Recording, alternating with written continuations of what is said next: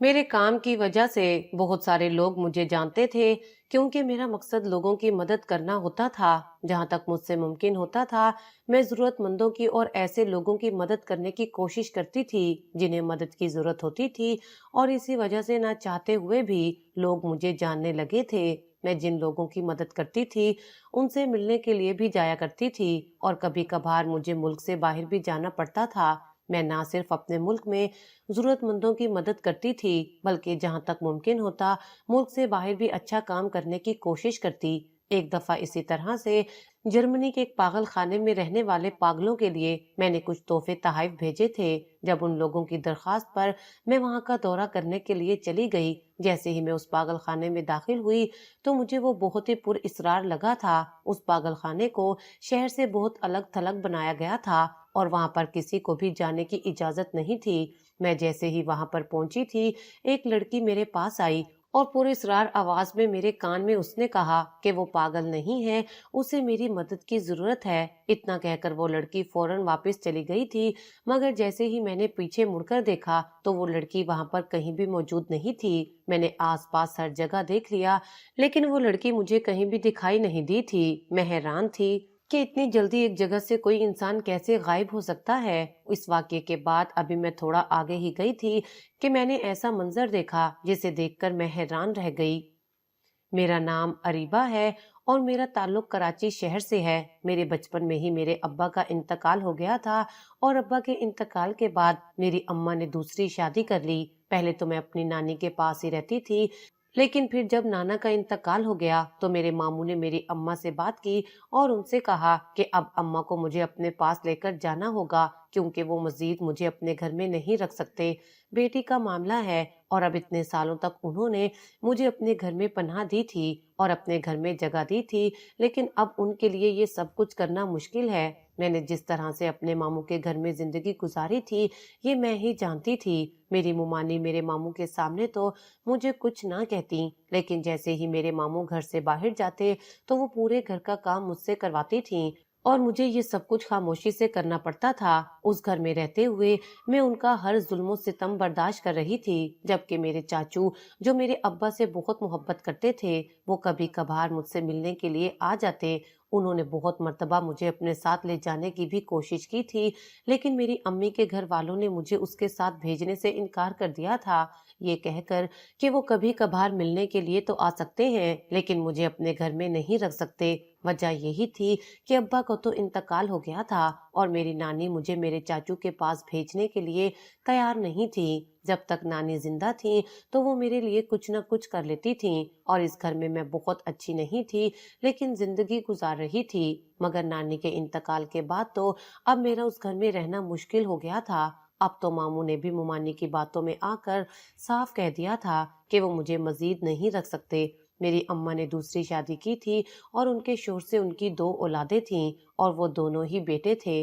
मेरी अम्मा ने जैसे तैसे करके अपने दूसरे शोहर को इस बात पर राजी किया कि वो मुझे अपने घर में रख ले। पहले तो उन्होंने इनकार कर दिया कि वो मेरी अम्मा की बेटी को अपनाने के लिए तैयार नहीं है, लेकिन फिर जाने उनके दिलो दिमाग में क्या बात आई कि उन्होंने मुझे अपने घर में रखने के लिए हाँ कर दी, और अम्मा से कहा कि वो मुझे अपनी बेटी के रूप में कबूल करने के लिए तैयार हैं। अम्मा की खुशी का ठिकाना नहीं था, क्योंकि वो शुरू से ही ये चाहती थी कि वो शादी के बाद मुझे अपने साथ ले जाएं, लेकिन उनके शोहर ने शादी के बाद मुझे अपने साथ ले जाने से इनकार कर दिया था। मेरी अम्मा इतने सालों अपने शोहर को इस बात पर राजी करने में लगी रही थीं, और आखिरकार उनकी शादी के 15 साल बाद उनके शोहर इस बात पर राजी हो ही गए थे कि मुझे अपने घर में पनाह दे दें। मुझे तो बस जिंदगी गुजारनी थी।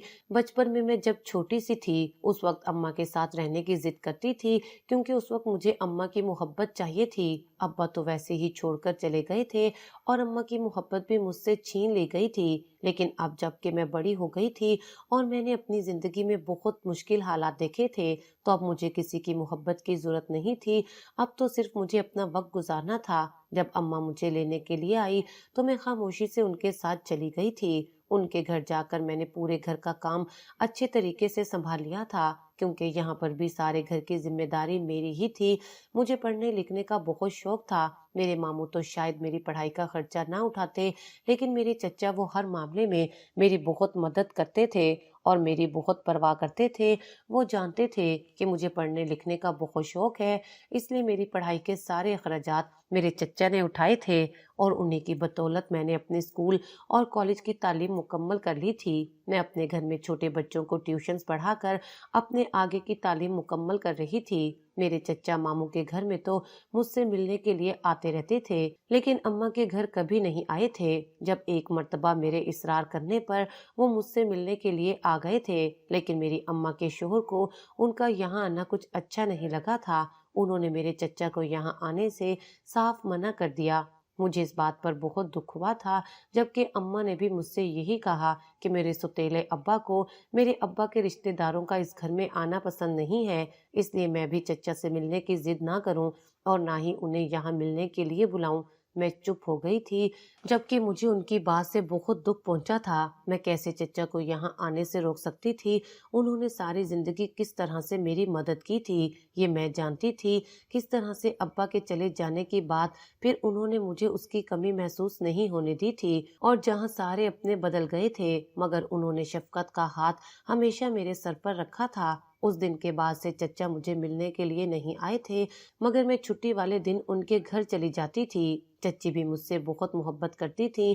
میرے چچا کا بیٹا ہادی تھا، میں بچپن ہی سے ہادی سے محبت کرتی تھی اور وہ بھی مجھے پسند کرتا تھا۔ میں جانتی تھی کہ ہادی سے میری شادی ہو جائے گی، کیونکہ ایک تو وہ میرے چچا کا بیٹا تھا، میرا کزن تھا، اور اوپر سے چچا چچی بھی مجھے پسند کرتے تھے، تو انکار کی کوئی وجہ نہ تھی۔ اس لیے میں یہ بات سوچ کر خوش اور مطمئن رہتی تھی کہ ایک نہ ایک دن مجھے بھی میرے حصے کی خوشیاں ضرور ملیں گی۔ جب میں اس گھر سے رخصت ہو جاؤں گی، ایک تو میں رخصت ہو کر اپنے چچا کے گھر جاؤں گی جو مجھ سے بہت محبت کرتے تھے، اور دوسرا میں بھی ہادی سے بہت محبت کرتی تھی، اس لیے میں اسی بات کو سوچ کر خوش ہو جاتی تھی اور ساری پریشانیوں کو خوشی خوشی قبول کر لیتی۔ مجھے اپنی ماں کے گھر آئے ہوئے تو مہینے گزر گئے تھے۔ جب ایک دن میری چچا سے بات ہوئی تو انہوں نے مجھ سے کہا کہ بہت جلدی وہ ہادی کا رشتہ لے کر اماں کے پاس آئیں گے، کیونکہ اب میری تعلیم بھی مکمل ہو چکی تھی اور ہادی کی تعلیم بھی مکمل ہو گئی تھی، اس لیے چچا ہم دونوں کی شادی کے بارے میں سوچ رہے تھے۔ مجھے تو کبھی بھی اس رشتے پر کوئی اعتراض نہیں تھا۔ تھوڑے ہی دنوں میں میرے چچا ہادی کا رشتہ لے کر ہمارے گھر آ گئے۔ اماں کو تو اس رشتے پر کوئی اعتراض نہیں تھا، بلکہ وہ تو بہت خوش تھیں، لیکن جب انہوں نے رشتے کی بات کی تو میرے سوتیلے ابا نے فوراً انکار کر دیا۔ انہوں نے کہا کیونکہ وہ مجھے اپنی بیٹی بنا کر اس گھر میں لائے ہیں، اس لیے میری زندگی کا فیصلہ کرنے کا اختیار بھی انہی کے پاس ہے، اور انہیں میرے لیے یہ رشتہ منظور نہیں ہے۔ انہوں نے اپنے قریبی عزیز دوست کے بیٹے سے میرا رشتہ میرے یہاں آنے سے پہلے ہی طے کر دیا تھا اور میری شادی وہیں ہوگی۔ میرے چچا اس بات پر بہت حیران تھے، جبکہ اماں نے ان سے یہ کہا کہ فی الحال وہ خاموش ہو جائیں، اماں خود ہی بات کر کے انہیں راضی کر لیں گی۔ چچا اماں کے بھروسے سے خاموش ہو کر گھر چلے گئے تھے، جبکہ میں بھی اس بات پر حیران و پریشان تھی۔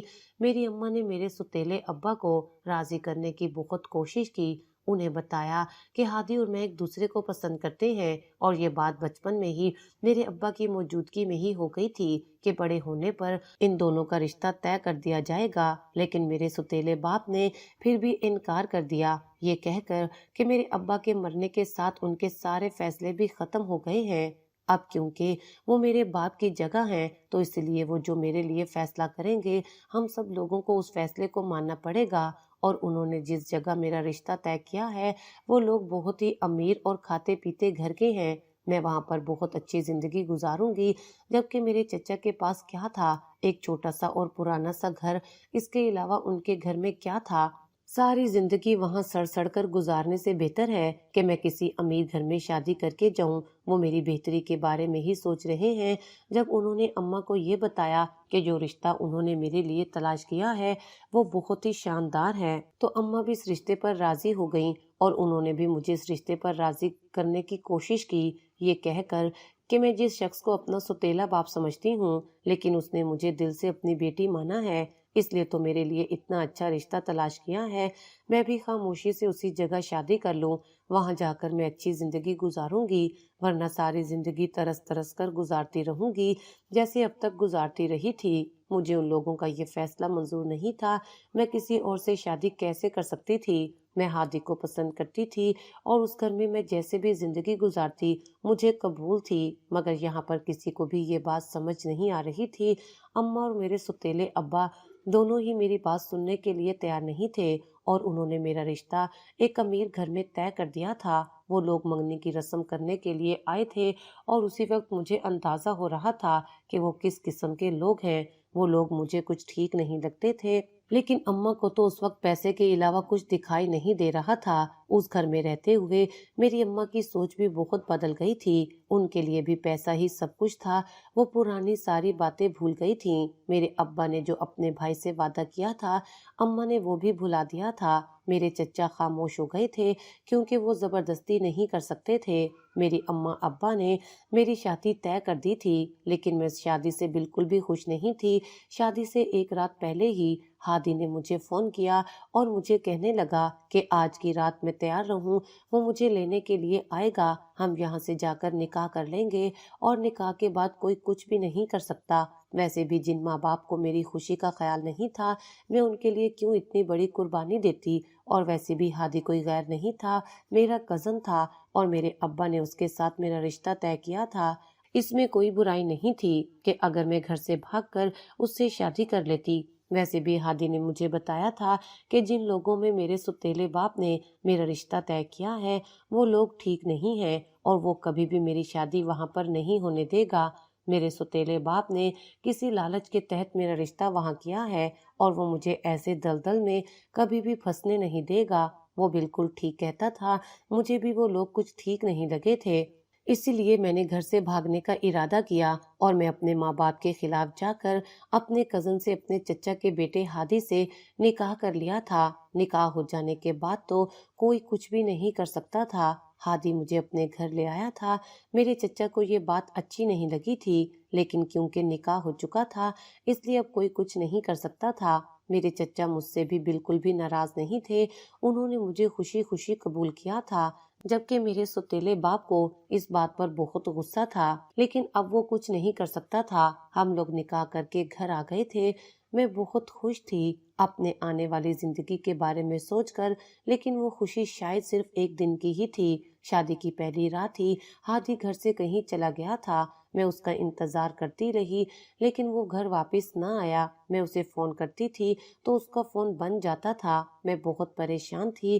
جب میں نے اس کی الماری کھول کر دیکھی تو وہاں پر ایک خط لکھا ہوا تھا جس پر اس نے یہ لکھا تھا کہ اس نے اپنی کلاس فیلو سے شادی کر لی ہے اور وہ اپنی بیوی کے ساتھ یہ ملک چھوڑ کر جا رہا ہے۔ وہ دونوں دبئی جا رہے ہیں اور میں اس کا انتظار نہ کروں۔ یہ بات پڑھتے ہی میرے پیروں کے نیچے سے زمین نکل گئی تھی۔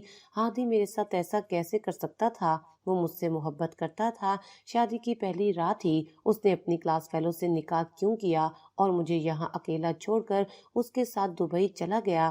ہادی کی بے وفائی نے مجھے اندر تک توڑ دیا تھا۔ میں بہت روئی، لیکن میں نے جلدی اپنے آپ کو سنبھال لیا کیونکہ مجھے اپنے بوڑھے ساس سسر کو بھی سنبھالنا تھا جو کہ رشتے میں میرے چچا چچی تھے۔ ساری زندگی میرے چچا نے مجھے سنبھالا تھا۔ سب سے چھپ کر وہ کس طرح سے میری مدد کرتے تھے اور میرے لیے ہر وہ چیز کرنے کی کوشش کرتے تھے جو میرے ابا موجود ہوتے تو وہ میرے لیے کرتے۔ میں اپنے چچا کے احسانات کیسے بھلا سکتی تھی؟ اس لیے ان کے لیے مجھے اپنے آپ کو سنبھالنا تھا تاکہ میں انہیں بھی سنبھال سکوں۔ میرے چچا کو بھی ہادی سے یہ امید نہ تھی۔ وہ مجھ سے معافی مانگتے تھے اور یہی کہتے تھے ان کو اندازہ نہیں تھا کہ ان کا بیٹا یہ سب کچھ کرے گا۔ جو کچھ بھی ہو گیا تھا میں نے اسے قسمت کا لکھا سمجھ کر قبول کر لیا۔ شاید ہادی کو مجھ سے کبھی محبت ہوئی ہی نہیں تھی، اس لیے وہ اتنی آسانی سے مجھے چھوڑ کر چلا گیا۔ اگر اسے اپنے کلاس فیلو سے محبت تھی تو وہ اس سے شادی کر لیتا۔ اس نے مجھ سے شادی کیوں کی؟ یہ بات میری سمجھ میں نہیں آئی تھی۔ میرے چچا کیونکہ بوڑھے ہو چکے تھے اس لیے وہ کام نہیں کر سکتے تھے۔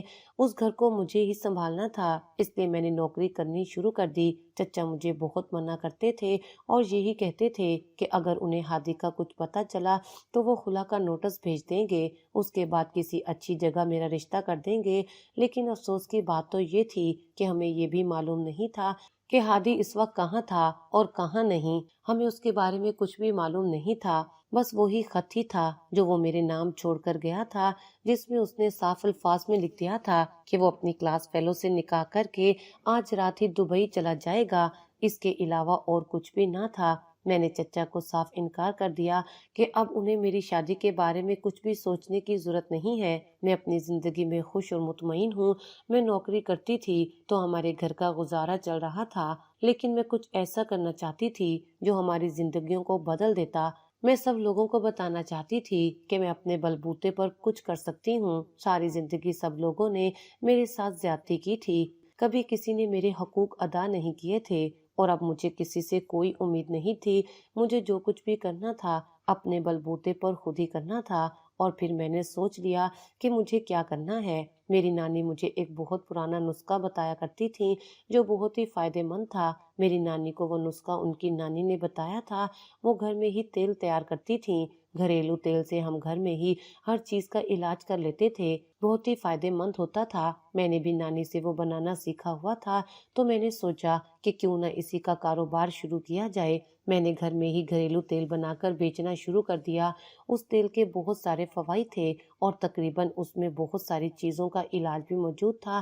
اسی وجہ سے وہ تیل بازار میں بہت زیادہ بکنے لگا تھا، اور دیکھتے ہی دیکھتے میرا یہ تیل والا بزنس اچھا چلنے لگا۔ میں نے اپنے ساتھ کام کرنے کے لیے بہت ساری عورتیں اور لڑکیاں بھی رکھی ہوئی تھیں۔ اب میرا بزنس اتنا پھیل گیا تھا کہ میں خود کچھ بھی نہیں کرتی تھی۔ مجھے صرف ان عورتوں کو اور لڑکیوں کو بتانا ہوتا تھا، اور باقی سارا کام وہی سنبھالتی تھیں۔ دیکھتے ہی دیکھتے ہمارے حالات بدل گئے تھے، اور میرے پاس پیسے کی کوئی کمی نہیں تھی۔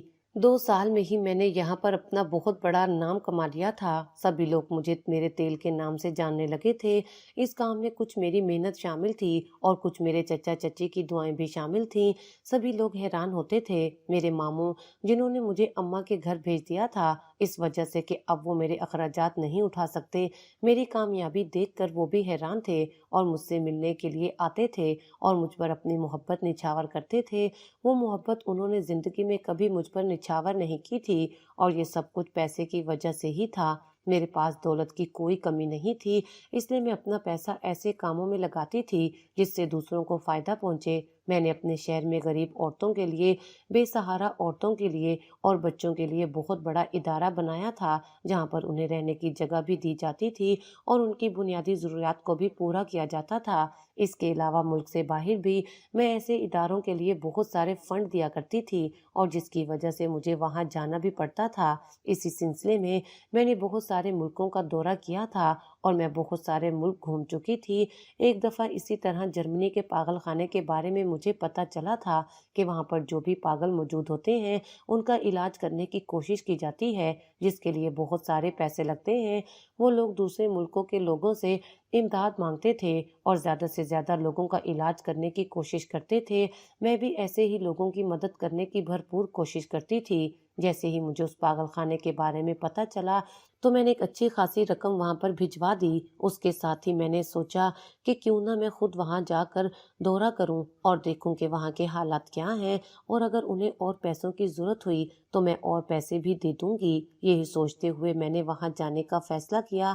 اپنے ساتھ میں کچھ تحفے تحائف بھی لے کر گئی تھی تاکہ ان لوگوں کے بارے میں جان سکوں جو کہ کسی ذہنی دباؤ کی وجہ سے اس جگہ پہنچ گئے تھے۔ میں کبھی بھی ایسے لوگوں کو پاگل نہیں کہتی تھی، کیونکہ میں جانتی تھی کہ وقت اور حالات انسان کو اس حال تک پہنچا دیتے ہیں۔ جیسے ہی میں جرمنی کے اس پاگل خانے کا دورہ کرنے کے لیے گئی تو وہ لوگ جو مجھے وہاں سے لینے کے لیے آئے تھے وہ مجھے ایک ویران سی جگہ پر لے کر گئے تھے۔ اس پاگل خانے کو شہر سے دور ایک ویران جگہ پر بنایا گیا تھا، جبکہ وہاں کے مالک کا کہنا تھا کہ اسے شہر سے ہٹ کر اس لیے بنایا گیا ہے تاکہ لوگوں کو کسی چیز کی کوئی پریشانی نہ ہو، کیونکہ یہاں پر موجود مریض اکثر پاگل پن کے دورے کی وجہ سے شور شرابہ کرتے رہتے ہیں اور کسی دوسرے کو ان کی وجہ سے تکلیف نہ ہو، اس لیے انہوں نے اسے شہر سے ہٹ کر تعمیر کیا ہے۔ میں جیسے ہی اس پاگل خانے کے اندر داخل ہوئی تھی تو مجھے بہت عجیب سا محسوس ہوا تھا۔ یہاں پر تقریباً ہر چیز ہی بہت پر اسرار تھی۔ میں جیسے جیسے چلتی جا رہی تھی تو اپنے آس پاس نظر بھی دوڑا رہی تھی۔ آس پاس بڑے بڑے کمرے تھے جن کے آگے جالیاں لگی ہوئی تھیں اور ان کے پار لوگوں کو قید کیا گیا تھا، کچھ لوگوں کو باندھا گیا تھا اور ان کی حالت بہت ہی خراب تھی۔ مجھے دیکھ کر بہت افسوس ہوا تھا۔ جب میں ایک جگہ پہنچی تو جو عورت مجھے اس پاگل خانے کا دورہ کروا رہی تھی، اچانک سے اسے کام یاد آیا۔ اس نے مجھ سے وہاں رکنے کا کہا اور خود وہاں سے چلی گئی۔ ابھی میں ادھر ادھر دیکھ ہی رہی تھی جب پیچھے سے مجھے کسی کے قدموں کی آواز سنائی دی۔ اچانک ہی میں نے دیکھا کہ ایک لڑکی میرے پیچھے کھڑی ہے اور فوراً سے میرے پاس آ کر میرے کان میں عجیب سی سرگوشی کرنے لگی۔ اس کی آواز بہت ہی پر اسرار تھی۔ اس نے میرے کان میں یہی کہا کہ وہ پاگل نہیں ہے۔ اتنا کہہ کر وہ لڑکی فوراً سے پیچھے ہو گئی، جبکہ مجھے اپنے سامنے سے کسی عورت کی آواز سنائی دی تھی۔ جب میں نے مڑ کر سامنے دیکھا تو وہ عورت جو میرے ساتھ موجود تھی وہ واپس آ گئی تھی، اور جب میں نے پیچھے اس لڑکی کو دیکھنے کی تلاش کرنے کی کوشش کی تو وہ لڑکی کہیں نہیں تھی۔ میں نے آس پاس ہر جگہ تلاش کر لیا لیکن وہ لڑکی مجھے کہیں دکھائی نہیں دی۔ ایسے لگتا تھا کہ جیسے اسے زمین کھا گئی یا آسمان نگل گیا ہو۔ ابھی وہ لڑکی یہاں موجود تھی اور اب پلک جھپکتے ہی وہ یہاں سے غائب تھی۔ یہ سب کچھ کیا ہو رہا تھا؟ اس عورت نے مجھے اپنے ساتھ چلنے کا کہا۔ میں مڑ مڑ کر پیچھے دیکھ رہی تھی۔ جب اس عورت نے مجھ سے پوچھا تو میں خاموش ہو گئی اور میں نے کچھ نہ بتایا۔ خاموشی سے میں اس عورت کے ساتھ چلنے لگی۔ جب تھوڑا آگے گئی تو میں نے دیکھا کہ ایک آدمی ایک بند سے کمرے میں قید ہے۔ وہاں پر کچھ روشنی تھی اور اس آدمی کا چہرہ واضح طور پر دیکھا جا سکتا تھا۔ جیسے ہی میری نظر اس پاگل آدمی پر پڑی تو میں واپس مڑ نہ سکی اور اسے دیکھتے ہی میری روح کانپ گئی، کیونکہ وہ اور تو کوئی نہیں بلکہ میرا شوہر ہادی ہی تھا۔ مگر ہادی اس جگہ پر پاگل خانے میں، اس نے تو کہا تھا کہ اس نے اپنی کلاس فیلو سے شادی کر لی ہے اور وہ دبئی میں ہے، تو پھر وہ یہاں جرمنی میں کیسے آیا اور وہ بھی اس پاگل خانے میں؟ آخر اس کے پیچھے کیا کہانی تھی؟ میں ہادی سے مل کر جاننا چاہتی تھی، اس لیے میں نے اس عورت سے بہانہ بنایا کہ مجھے یہاں پر موجود جتنے بھی مریض ہیں ان میں سے کسی سے ملنا ہے اور مل کر بات کرنی ہے۔ وہ عورت میری یہ بات سن کر گھبرا گئی تھی اور اس نے کہا کہ وہ مریض بہت ہی خطرناک ہوتے ہیں، میں ان سے نہ ہی ملوں تو میرے لیے بہتر ہے۔ لیکن میں نے اس عورت سے یہی کہا کہ مجھے اس لڑکے سے ملنا ہے جو سامنے ہی موجود ہے۔ نہ چاہتے ہوئے بھی وہ عورت مجھے دروازہ کھول کر اندر لے آئی تھی، جبکہ اس نے مجھ سے یہی کہا کہ وہ یہیں پر موجود رہے گی جب تک مجھے بات کرنی ہے، وہ میرے ساتھ ہی رہے گی، کیونکہ یہاں پر کسی کو بھی اکیلے بھیجنا خطرے سے خالی نہیں ہے اور وہ ایسا کوئی رسک نہیں لے سکتی ورنہ اسے نوکری سے نکال دیا جائے گا۔ میں سمجھ گئی تھی کہ وہ عورت یہاں سے کہیں نہیں جائے گی، لیکن اس کی موجودگی میں یہ ساری بات نہیں کر سکتی تھی، اس لیے اچانک سے میں نے کھانسنا شروع کر دیا اور اس عورت سے پانی مانگا۔ وہ فوراً سے پانی لینے چلی گئی۔ جب میں نے ہادی سے پوچھا کہ یہ سب کچھ کیا ہے، اس نے مجھے چپ رہنے کا کہا اور ایک بڑا سا پرچہ اپنی جیب سے نکال کر مجھے دے دیا اور اس کے ساتھ ہی ایک فون نکال کر اور ایک اور کیمرہ نکال کر اس نے میرے ہاتھ پر رکھ دیا۔ میں حیرت سے اسے دیکھ رہی تھی، جبکہ اس نے فوراً سے مجھے یہ سب کچھ اپنے پرس میں ڈالنے کا کہا۔ میں نے جلدی جلدی وہ ساری چیزیں اس عورت کے واپس آنے سے پہلے اپنے پرس میں ڈال لی تھیں۔ جیسے ہی وہ عورت پانی لے کر آئی تھی اور میں نے وہ پانی پی کر اس کے سامنے ہادی سے بات کرنے کی کوشش کی تو ہادی پاگلوں کی طرح الٹی سیدھی باتیں کرنے لگا، جبکہ میں جانتی تھی کہ وہ پاگل نہیں ہے۔ ابھی تھوڑی دیر پہلے اس نے کچھ چیزیں میرے حوالے کی تھیں، تو پھر وہ یہ سب کچھ کیوں کر رہا تھا؟ مجھے کچھ سمجھ نہ آیا۔ تھوڑی دیر وہاں گزارنے کے بعد میں نے واپس آنے کا فیصلہ کیا جس ہوٹل میں میں ٹھہری ہوئی تھی۔ جیسے ہی میں اس جگہ پہنچی تو میں نے فوراً سے اپنے بیگ میں سے وہ خط اور وہ ساری چیزیں نکال کر دیکھی۔ اس خط پر لکھا ہوا تھا کہ میں اس موبائل کو اور اس کیمرے کو پولیس کو دے دوں۔ اب تو مجھے بھی کسی نہ کسی گڑبڑ کا احساس ہو رہا تھا۔ اگلے ہی دن جا کر میں نے وہ دونوں چیزیں پولیس کے بڑے آفیسر کے حوالے کر دی تھیں۔ جب انہوں نے وہ دونوں چیزیں دیکھی تو میرا شکریہ ادا کیا اور مجھ سے ساری تفصیلات مانگی، تو میں نے انہیں سب کچھ بتا دیا کہ کس طرح سے میں اس پاگل خانے کا دورہ کرنے کے لیے آئی تھی اور وہاں پر ایک شخص نے مجھے یہ سب کچھ دیا۔ میں نے ان لوگوں کو یہ نہیں بتایا تھا کہ ہادی میرا شوہر ہے اور پچھلے 2 سالوں سے وہ لاپتہ ہے۔ میں نے انہیں صرف یہی بتایا تھا کہ اس نے مجھے یہ سب کچھ دیا ہے۔ وہ سب کچھ میں پولیس کے حوالے کر کے واپس آ گئی تھی۔ میرے واپس جانے کا بھی وقت ہو گیا تھا، لیکن میں واپس جانے سے پہلے ایک مرتبہ دوبارہ سے ہادی سے ملنا چاہتی تھی، اس سے پوچھنا چاہتی تھی کہ یہ سب کچھ کیا ہو رہا ہے۔ جیسے ہی اگلے دن میں پاگل خانے پہنچی تو وہاں کا منظر دیکھ کر میں حیران تھی۔ وہاں پر پولیس کی بڑی بڑی گاڑیاں موجود تھیں اور وہاں پر لوگوں کو اس میں سے باہر نکالا جا رہا تھا اور کسی کو بھی وہاں اندر جانے کی اجازت نہیں تھی۔ میں واپس اپنے ہوٹل آئی۔ جب میں نے ٹی وی میں دیکھا تو یہ دیکھ کر حیران رہ گئی کہ وہ پاگل خانہ نہیں تھا۔ لوگوں کو دھوکہ دینے کے لیے اسے پاگل خانہ بنایا گیا تھا، جبکہ حقیقت میں وہاں پر بہت سارے غیر قانونی کام ہوتے تھے۔ وہاں پر لڑکیوں کو اغوا کر کے لایا جاتا تھا اور انہیں آگے بیچ دیا جاتا تھا، جبکہ بچوں کو بھی اغوا کیا جاتا تھا، بزرگوں کو، بڑوں کو، اور ان کے جسم کے اعضاء نکال کر بیچ دیے جاتے تھے۔ یہ سارے غیر قانونی کام وہاں پر کیے جاتے تھے، جبکہ کوئی بھی اس راز پر سے پردہ نہیں اٹھا پایا تھا، کیونکہ کسی کو بھی یہ حقیقت معلوم نہیں تھی۔ دیکھنے میں وہ ایک پاگل خانہ لگتا تھا۔ جو کوئی بھی وہاں جاتا تھا یہی سمجھتا تھا کہ وہاں پر موجود سبھی لوگ پاگل ہیں۔ انہیں وہاں پر باندھ کر رکھا جاتا تھا، قیدی بنا کر رکھا جاتا تھا، مگر یہ سارا راز کھل کر سامنے آ گیا تھا۔ مجھے کچھ باتیں سمجھ آنے لگی تھیں۔ یقیناً ہادی نے جو چیزیں مجھے دی تھیں ان میں ثبوت موجود تھے، اور ان ثبوتوں کی مدد سے ہی پولیس اس راز پر سے پردہ اٹھانے میں کامیاب ہوئی تھی۔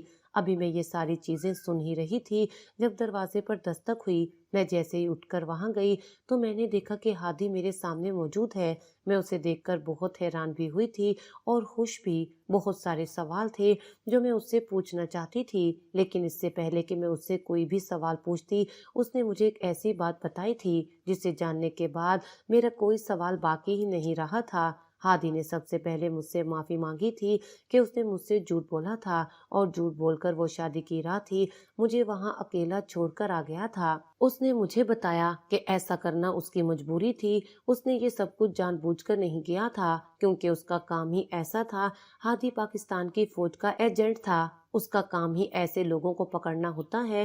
2 سال پہلے ہی اسے ایک مشن دیا گیا تھا جو اسے ہر حال میں مکمل کرنا تھا، اس لیے اس نے مجھ سے جھوٹ بولا تھا کہ اس نے اپنی کلاس فیلو سے شادی کر لی ہے اور وہ دبئی جا رہے ہیں، جبکہ حقیقت میں وہ اپنے کام کو مکمل کرنے کے لیے گیا تھا۔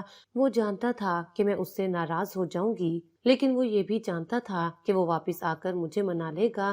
جیسے اس نے وہاں پر اپنا کام ختم کیا تھا تو اس کے بعد اسے یہاں کی اطلاع ملی تھی کہ پاکستان میں سے لوگوں کو اغوا کر کے یہاں لایا جاتا ہے۔ یہاں پر ایک بہت بڑا پاگل خانہ بنایا گیا ہے۔ اس کے اندر رہنے والے پاگل نہیں ہیں، بلکہ اس پاگل خانے کو بنا کر باہر کے لوگوں کو پاگل بنانے کی کوشش کی گئی ہے۔ وہاں پر بہت سارے غیر قانونی کام کیے جاتے تھے، اور انہی رازوں پر سے پردہ اٹھانے کے لیے ہادی خود وہاں پر ایک پاگل بن کر گیا تھا۔ اس نے سارے ثبوت اکٹھے کر لیے تھے۔ اسے انتظار تھا کہ کوئی شخص وہاں آئے جس کی مدد سے وہ یہ ثبوت پولیس کو پہنچا سکے، اور جب اس نے مجھے وہاں دیکھا تھا تو وہ کافی حیران ہوا تھا، اور وہ یہ جانتا تھا کہ میں اس کام میں اس کی مدد کر سکتی ہوں، اس لیے اس نے سارے ثبوت میرے حوالے کر دیے تھے، اور اب اس کا کام ختم ہو گیا تھا، کیونکہ وہ لوگ اپنے انجام کو پہنچ چکے تھے، اور اب وہ میرے ساتھ پاکستان جانے کے لیے تیار تھا۔ میں بہت حیران ہوئی تھی اور اس سے ناراض بھی کہ یہ بات وہ مجھے پہلے بھی بتا سکتا تھا، لیکن اس کی مجبوری تھی، اس لیے میں نے اسے معاف کر دیا۔ ہم دونوں ایک ساتھ اپنے گھر واپس آ گئے تھے، جبکہ چچا چچی ہادی کو واپس دیکھ کر بہت خوش تھے۔ چچا نے مجھے بتایا کہ وہ جانتے تھے کہ ہادی اپنے کسی مشن پر گیا ہوا ہے، اس نے مجھے دھوکہ نہیں دیا تھا، لیکن چچا وہ بھی مجبور تھے، اس لیے انہوں نے مجھے یہ سچ نہیں بتایا تھا، کیونکہ ہادی نے انہیں منع کیا تھا۔ میری محبت مجھے واپس مل گئی تھی، اور اب ہم دونوں میاں بیوی مل کر لوگوں کی مدد کرنے کی بھرپور کوشش کرتے تھے۔ اپنی زندگی میں بہت خوش تھی۔ جس شخص کو میں نے چاہا تھا وہ آج میرے ساتھ تھا، اور میں جو یہ سمجھتی تھی کہ وہ مجھے دھوکہ دے کر چلا گیا ہے، ایسا کچھ نہیں تھا، اور جو کام وہ اپنے ملک کے لوگوں کے لیے کر رہا تھا، اور اس کے لیے میں اس کے ایسے 100 جھوٹ بھی معاف کر سکتی تھی۔